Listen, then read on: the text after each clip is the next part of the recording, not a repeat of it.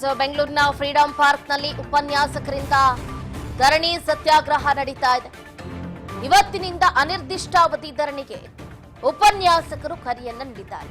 ಅತಿಥಿ ಉಪನ್ಯಾಸಕರನ್ನ ಕಾಯಂಗೊಳಿಸುವಂತೆ ಧಿಕ್ಕಾರವನ್ನ ಕೂಗಲಾಗ್ತಾ ಇದೆ.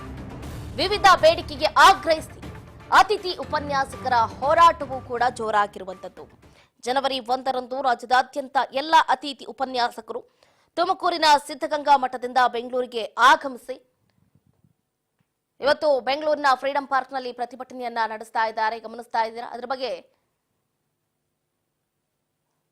ಹಾಗಾದ್ರೆ ಏನ್ ಮಾತಾಡಿದ್ರು ಕೇಳ್ತಾ ಹೋಗೋದಾದ್ರೆ, ಏನೇನು ಸವಲತ್ತುಗಳನ್ನು ಪಟ್ಟಿದ್ದಾರೆ ಅದೇ ಸವಲತ್ತುಗಳನ್ನು ನಮ್ಮ ರಾಜ್ಯದಲ್ಲೂ ಕೊಡಿ. ನಮ್ಮ ರಾಜ್ಯದಲ್ಲೂ ಕೂಡ ಪದವಿ ಕಾಲೇಜುಗಳು ಅಭಿವೃದ್ಧಿ ಆಗಬೇಕು. ಸುಮಾರು 430 ಡಿಗ್ರಿ ಕಾಲೇಜುಗಳಿವೆ.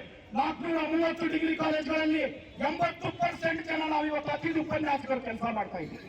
ಇವತ್ತು ನಾವೆಲ್ಲರೂ ಹೊರಗಡೆ ಇದ್ದೀವಿ. ಆ ಕಾಲೇಜುಗಳ ಸ್ಥಿತಿ ಏನಾಗಿದೆ ನೀವು ಅರ್ಥ ಮಾಡ್ಕೊಳ್ಬೇಕು. ಇವತ್ತು ಅತಿಥಿ ಉಪನ್ಯಾಸಕರು ಇಲ್ಲದೇನೆ ಯಾವುದೇ ಡಿಗ್ರಿ ಕಾಲೇಜುಗಳು ನಡೆಯೋದಿಲ್ಲ. ಈ ರಾಜ್ಯದಲ್ಲಿ ಶಿಕ್ಷಣ ಅಭಿವೃದ್ಧಿ ಆಗೋದಿಲ್ಲ.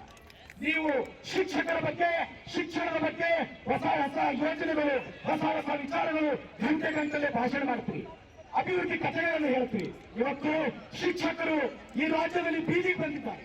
ಸುಮಾರು 42 ದಿವಸಗಳಿಂದ ಹೋರಾಟ ಮಾಡ್ತಾ ಇದ್ದಾರೆ. ನಾನಾ ರೀತಿಯ ಹೋರಾಟ ಮಾಡ್ತಾ ಇದ್ದಾರೆ.